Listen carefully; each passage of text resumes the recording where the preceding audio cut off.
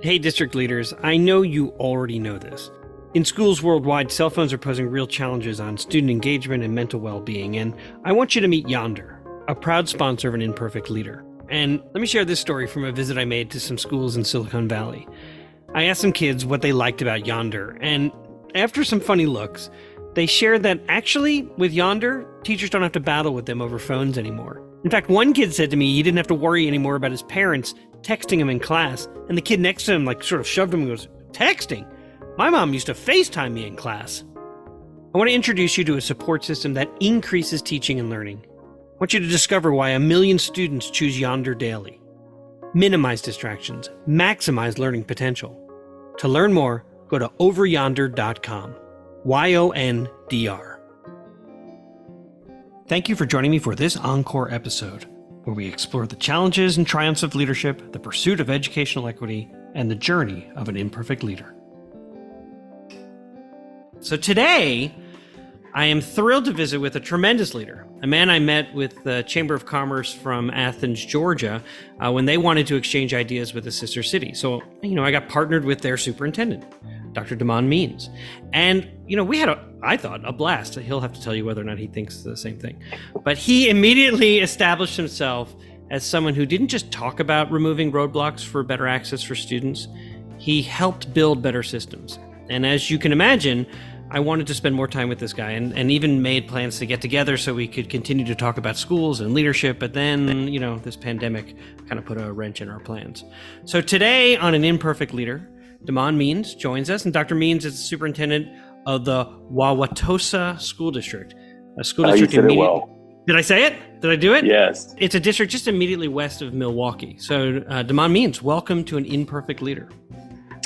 Thank you very much. It's good to see you and talk with you again. Yeah, you too. So, Damon, I remember our dinner on that stage of the Missouri Theater. I didn't know what to expect. You get invited to a lot of things as a superintendent. But then I got to meet you, and I didn't want that evening to end. And, you, like me, have had, most of your experiences, I think, in sort of city schools. But then you, like me, found yourself in a more what would be considered rural and suburban in Athens, Georgia. And then now, like me, you've returned to your professional roots, you in the Milwaukee area, me on the West Coast in the Seattle area. But let's first explore your origin story. What was your first job that you ever had? My first job was I was a social studies teacher. I was a high school social studies teacher in a predominantly white, affluent school system, and had the very best time of my educational career there. It was they gave me the freedom and the opportunities to teach some courses that were electives. So I taught a course called diversity and inclusion, and I taught about different religions and race and ethnic groups, and I taught a course called contemporary issues along with U.S. history and world history. And I was able to make connections with all students of all walks of life, and it was a great time. So you had the ability to create and craft this elective course, and students signed up for it. And I'm curious, how did that help you as you then started to move into leadership? How did that position in particular prepare you to be a leader? It was interesting in that I was the person of color on staff, the only one out of a faculty of maybe 70 or 80 people. And they gave me these courses and assumed that I could do something. I'm a fresh out of college 22-year-old. They made a gross assumption. But I think what I learned was that it's about connecting with people and listening to them. Little did I know I was being prepared for the superintendency as a teacher in teaching those courses, because it was never about the right answer. It was about how did you get to your conclusion and what pathway did you take? And so in a way, I treated my class like individual board members. There's no right or wrong answer for a board member. It's just, how did you do your homework? And are you able to defend the position you're taking? My job was to provide all the information in a unfiltered, but also unbiased manner. and to answer questions as they were developing their platform, if you will. Little did I know that I would take those skills into the job that I've spent most of my career doing, which is the superintendency. But I've always had this pull on me to really try to help the students who are underprivileged and don't have as much, and so I felt that I had to take on a greater challenge. It was time to take on a greater challenge, although I had a great situation in my district. So I went on to a district called Clark County in Athens, Georgia. Being a Wisconsin boy and Milwaukee kid, I never left Wisconsin. So it was my first time being out of the state. And that school district was about 14,000 students. And I would say about 75% students of color, between African American and Hispanic students. And it was a great opportunity to really dig into some of the more complex challenges that we see in, regardless of the size of the urban district, some of the complexities and challenges that you see in urban districts. So you have a statement that I read that is pretty powerful and speaks to what you've just described in terms of leveling the playing field or finding opportunities for children who have been underrepresented in many parts of school, in terms of, I'm sure, advanced placement courses, those types of opportunities. And you wrote, it is the moral obligation of every leader to eradicate inequities in the system that adversely impacts the people they have been responsible to serve. And we'll never achieve the full promise of our nation until leaders fully assume the challenge of creating educational equity for all children. That had to have been, in the leadership model I follow, I call that a moral focus. It's sort of like, this is who I am, this is what I believe. And it seems like that is what has driven you. I'm curious, when did that form? How did that come to be? Talk a little bit about that statement. It's such a powerful statement. It's right at the top of who you are. It started for my grandfathers. I was really close with my grandfathers. One, I like to say I come from a mixed family. My one grandfather owned a bar, and my other grandfather was a minister. And so but I traveled with both of them, and they had a similar moral compass. And I was always taken aback when I would go to the bar and work, because he put me to work. But I would listen to these older men, these older Black men typically, and they would talk about how the system wasn't working for them. And when my grandfather would take me home or drive me somewhere, he would always say, so it's your job, eventually you're going to be in a position of decision making. It's your job to make sure that those guys who are complaining about what the system isn't doing for them works for them. And then being in schools and seeing how we all acknowledge the disproportionality, but don't do anything radical or of substance to address the issue, it's hard to swallow and to see the conclusion and the ramifications of that. So I think it started with my grandfathers. I think it started with me then seeing the system and seeing how it is constructed. It is constructed to help students who travel a certain path. We know that. We know it. And we then acknowledge that certain kids don't get access to that path. And so it's not those kids' fault. It's the people who are responsible for the system. So you just described a philosophy and a focus, and I'm so grateful to know who guided you in that. That must have been some wild Thanksgivings where both the pastor and the bartender all coming together. Yeah, but I'm curious how. So disproportionality is a great example, and for those who are listening who may not be familiar with what that term means, the way I look at it is, let's say you're looking at discipline, for example, and if 50% of your out of school suspensions are students of color, and yet your district only has about 25% students of color, then you are disproportionately suspending students of color as compared to any other group. And you can look at it from discipline, you can look at it in terms of academics and achievement.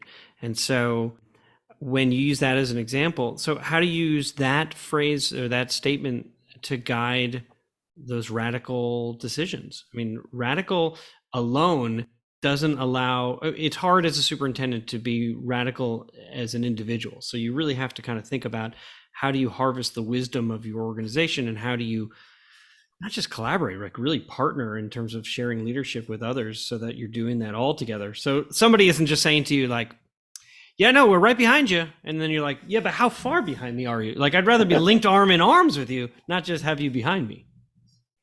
You know, that's a really interesting question. I think that I'm reminded of when I was a principal at a high school, and it was a fairly mixed high school. There was an African-American boy who came up to me. His dad was fairly successful. You know, this is Milwaukee, so his dad worked for Miller Beer, right? And so, you know, his dad was an executive at Miller and was doing well. But this kid was traveling that advanced placement track, and he had access. He was not in that pool of the kids that we consider to be disproportionate. But he walked up to me one day and he said, you know, my question for you, what are you going to do about my friends? What are you going to do about it? Are you here for a job and to just ascend to the next job, or are you going to do something? And then he walked away. And that conversation has haunted me in a positive way, but it's haunted me every day in my career, because I have seen colleagues who are just simply getting a paycheck. What I've learned over time is that a superintendent can't be radical all the time. You have to be systemic and systems thinking. But if you're not guided by a moral purpose at some level, then you don't stand for anything. And anyone can be an administrator. And I think that's the beginning of the end of our profession. When there are people who are in leadership roles who don't stand for anything, the messaging will become, well, then anybody can be a superintendent. Anybody can be a school principal. And I think, you know, Peter, everyone can't be a superintendent. There's an element of tying your moral purpose to the systemic thinking that you do, with the community building that you do, that all kind of ties together. That is the superintendency.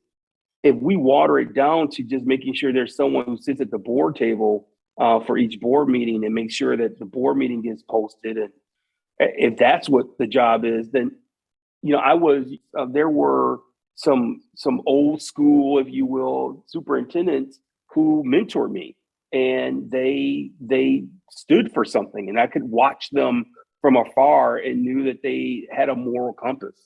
My concern for the profession is that I don't see that as often anymore.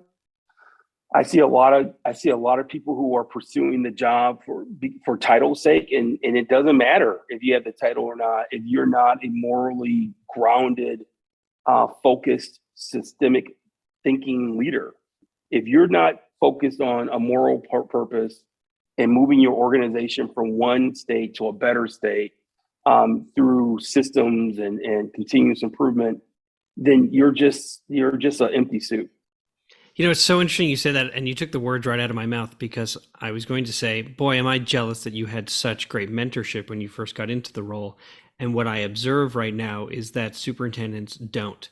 And if the national average of a superintendency is less than 3 years, there's a good reason why. It's because we haven't had the opportunity. You know, you're a good teacher, then you become a good principal, and then all of a sudden you're handed the responsibility of 14,000, 19,000, whatever number of children, and you're supposed to guide a system, and what kind of sort of the skills to do that and how to build good systems. For me, I was like, oh, I was a principal of 300 kids at an elementary school and built relationships and could lead through a relationship. And then you become a superintendent of, close to 20,000 kids, and you're going, oh no, you can't. Relationships are important, but if you don't build enduring systems, you are just absolutely stuck. And so, I think you're right. We get handed mentors or suggested people to be mentors there right now, sort of sitting superintendents who don't really have the time to give you what you need as if you're just Right. aspiring or emerging as a new leader. How does that term, an imperfect leader, resonate with you? I've been giving it a lot of thought. It scares me, to be honest with you, because I don't know if I think of superintendents, female superintendents. I think of superintendents of color. That margin for error is even tighter, and the ability to be imperfect isn't as there isn't as much grace offered.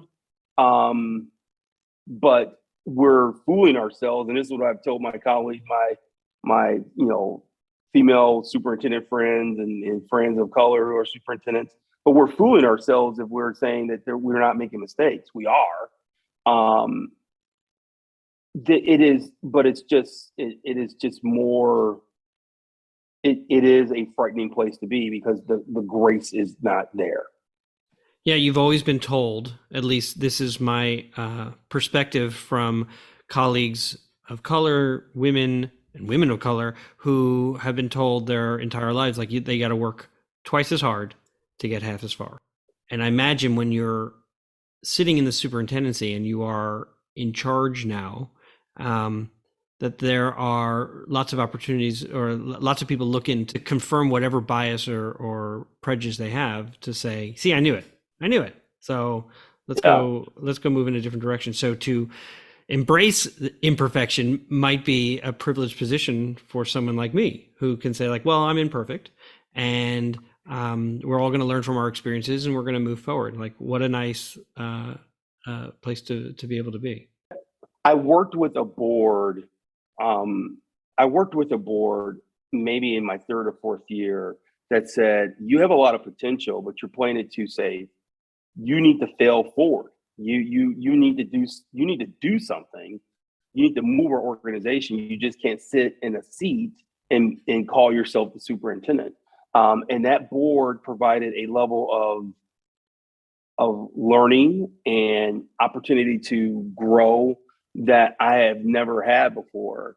And I think that's what made me a stronger leader, is having that permission.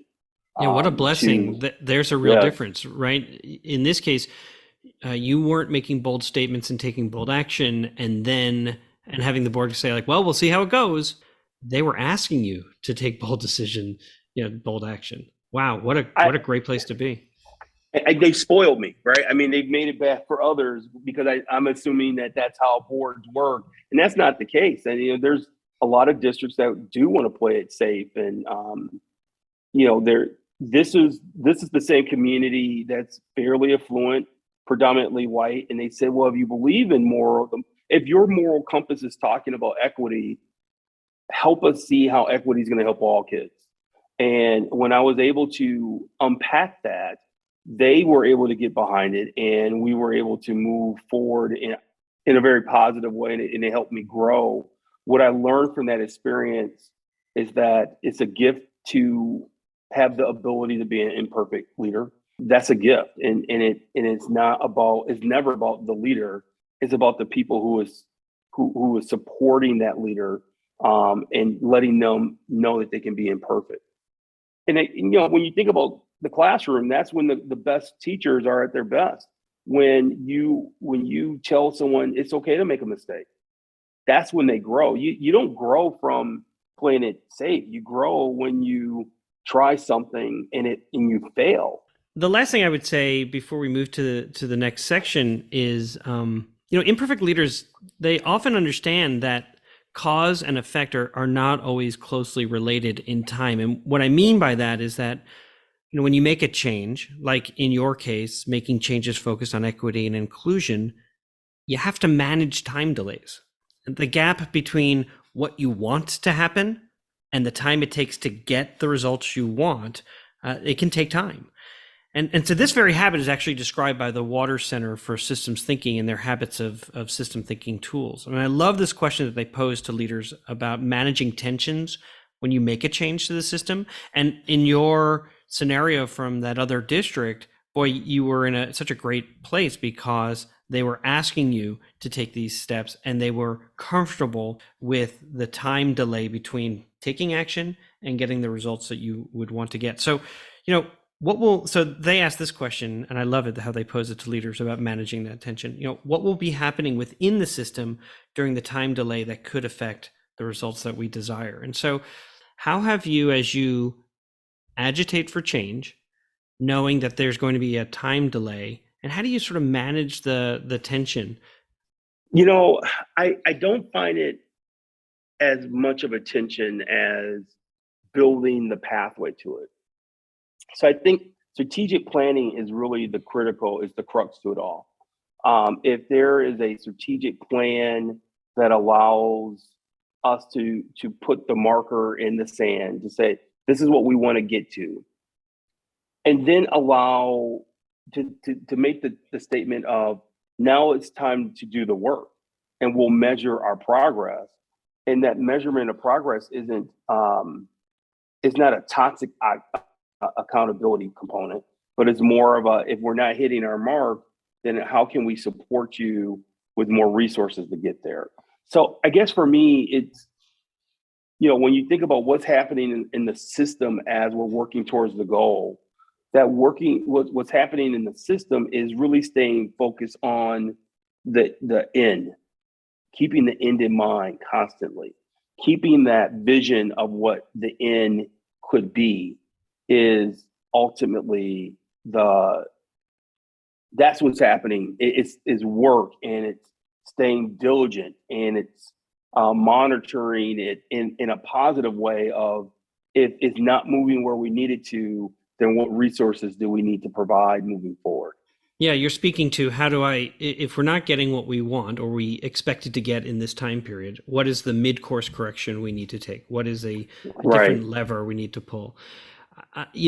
When I read your statement in our conversation, I know you're agitating agitating is not a bad word. I mean, you're trying to move the system to acknowledge the inequities. And what I have observed from my own experiences have been, when you agitate for change, the system will work aggressively to return back to stasis. Hey, we're doing fine for, all these other folks. And so why do you keep talking about those who have underachieved? We should be talking about the kids who have done really well, and how do we keep pushing them to do even better? And you're going, no, it's not an if or, it's an and. How do we support both? But the moment depending on who your board is, depending on who the community leaders are, depending on who your teachers are, those leaders, they'll try to push you away from, they'll agitate to get back to stasis, to status quo, where things were going okay, because you're asking me to do something I might not want to do. I think if you set out a strategic plan that's really solid and gain enough credibility from multiple stakeholders, those individuals will then have to decide, are you going to become that vocal about it and buck the organizational direction, or are you going to go underground? And some people go underground, and then, but the majority of people do understand the moral imperative and the organizational, I like to call it the promise that school systems are making to families. And most teachers want to fulfill that promise. And so that promise becomes their driver. And when that is morally grounded, and you tell people that there are resources behind that promise, that's typically when you get progress. I love that. I'm writing that down as a note to myself about the promise we make. Some describe it as a sort of a social contract, but it really is a promise. And I'm going to be the one who's going to keep that promise. We're going to be the people who keep that promise, right? Yeah, I love that. All right, so we're back for segment 2 of An Imperfect Leader, Imperfect Leadership and After Action. And in this segment, we ask our guests to deconstruct a decision that they had to make and then discuss it. So as you know, our guest today is Dr. Damon Means, Superintendent of the Wauwatosa School District, a school district immediately to the west of Milwaukee. And because I'm a little nerdy, I saw that your city is named for Potawatomi Chief Wauwatosi, and Wauwatosi means firefly. So do you have any schools that the mascot is the firefly? Absolutely. Underwood. Yes. Oh, that's amazing. For sure. All right. I'm gonna need some gear, some swag at some point. There's no doubt. So if you will, please be a firefly for us. Illuminate for us a situation that you had to navigate. So what happened? I think for me, it would be when I was in my district in Wisconsin, we were putting together a strategic plan that specifically dealt with the disproportionality and addressing it, and really calling out what does continuous improvement look like. And that decision of putting a strategic plan together that is that specific and covers metrics in that level of specificity in a school system that was doing so well was a decision that I think took a lot of thought and consideration. So here you were, superintendent, leading the strategic plan with your district and a partner with your board, and the focus was in a high achieving district looking at disproportionality, so students who may not have been reaching their potential, and looking at it from a continuous improvement model. So really sort of setting a goal in the end of where you want it to be, and then sort of setting those markers on how you're going to get there. Yes. Okay. And making and being deliberate, Peter, about putting that part of our strategic planning work was risky. How? Because we could have very easily just focused on the percentage of proficient people, proficient kids, and ended it there. But we didn't have to talk about student groups. We didn't have to talk about where we wanted certain student groups to achieve. We could have just said, this is where we want the majority of our kids to land, and they would have landed there. But it forced us to have a deeper conversation around what about all of our kids, and what are we doing from an instructional standpoint and from a resource standpoint to reach all of those kids. That was a conscious decision that I think I thought long and hard about, and it changed the culture of the organization. So as you look back, what got overlooked? I think I didn't do a good job in explaining why we wanted to look at all the student groups. I leaned too hard on the moral imperative piece. As a person of color who can get passionate during my oratory, I think people can get swept away with that and not understand the continuous improvement component of it, or the promise that I spoke to earlier of what we need to deliver for every kid. And so looking back at that, what did you learn about relationships, or what new relationships were formed as a result of this? I think and I've learned it over the course of a couple of districts now, and I've learned it here. I think one thing that I did poorly is that I was speaking directly to teachers about this work. And so I'm going to show my long-term career and how long I've been in the profession. I was trained in the Gallup perceiver, and how to give the teacher perceiver and the administrator perceiver. And those of you who are listening, you will know what I'm speaking of in terms of the teacher and the principal perceiver. But in that principal perceiver interview, there's a question regarding, so who does the work? Is it you as the principal, or is it you as the principal setting up the stage for others to do the work. And I leapfrogged our principals in relaying the importance of the work. I did a poor job in building the capacity of school leaders to be the individuals to lead the work for their individual schools. I started in my first district in Wisconsin, I was speaking directly to teachers and trying to convince teachers that this work was important. My job should have been more in a role of providing resources and being a cheerleader for those teachers, and then building the capacity of principals to actually execute the work. I've learned it now. And so here in Wauwatosa, I've approached it very differently. My job is to make sure that teachers have everything that they need. Subsequently, my job is also to ensure that principals have the capacity and the skills to lead that work at their individual buildings. That's really powerful. Similarly, I remember when I first became an assistant superintendent and a family was having trouble at a school, and I went to the family's house and we sat around the kitchen table and we resolved the issue, and I felt great. And then the fallout was the principal who said, well, you didn't give me an opportunity to go do that. So now it appears that I have no interest in that family, that you totally undermined me. And it was, I mean, it was right at the beginning of the assistant superintendency. I just didn't even, just like, well, this is the kind of problem solver I want to be and want to build relationships, but didn't take that step back to say, how do I meet with, just a conversation with the principal to say, it sounds like this family's really struggling. How do you want to, move forward? How can I help you? How can I support you? What resources do you need?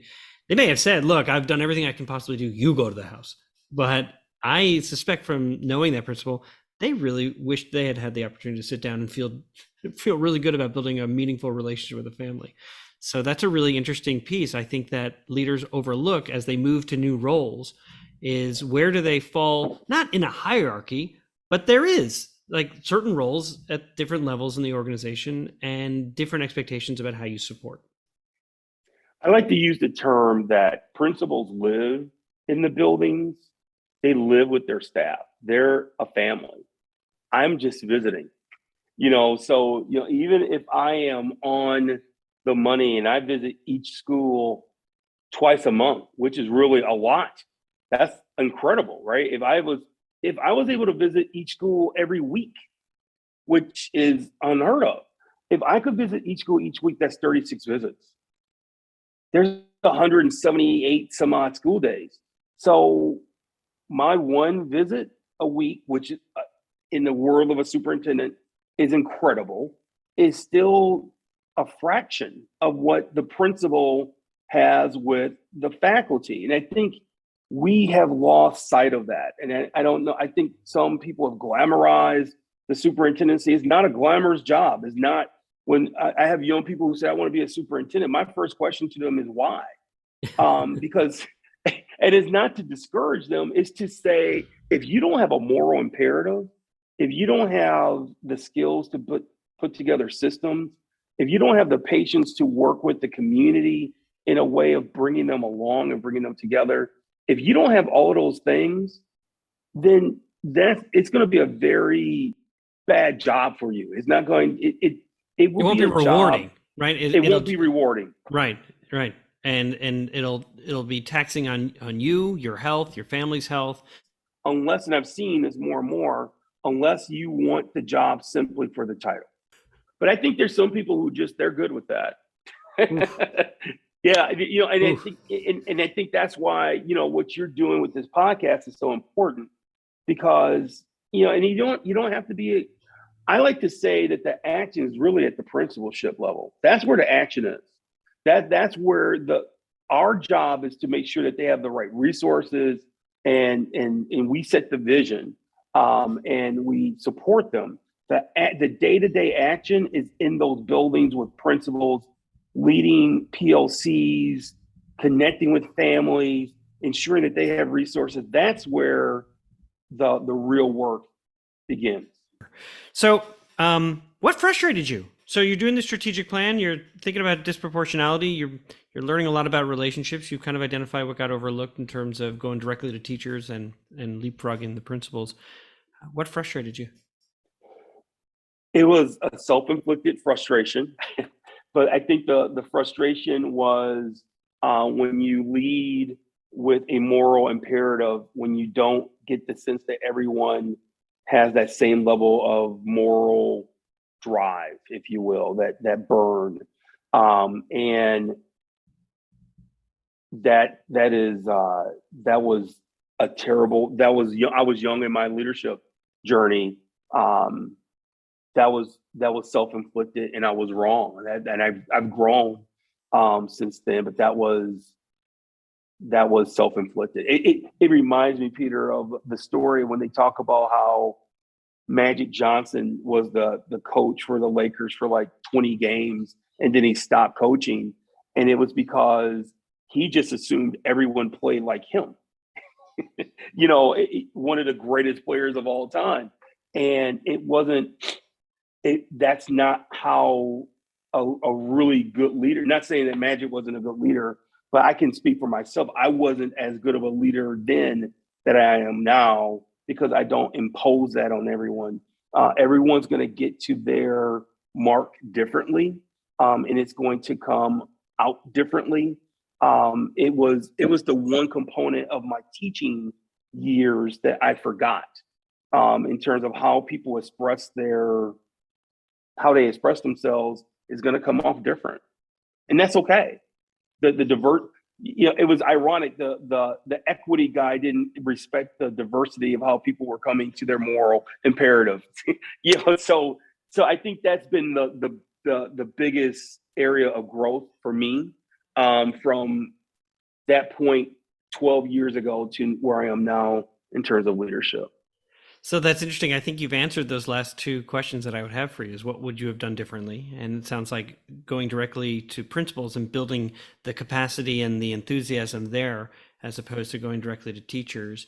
And it sounds like in the end, what was something that was good that came out of it was a sort of growth in terms of your own leadership model about respecting the individual capacities and strength that people and perspectives that they bring to the work, that, having a shared image of what success looks like, and then having a level of trust and belief that people are going to get there following their own model of leadership and strategy. Does that sound fairly accurate?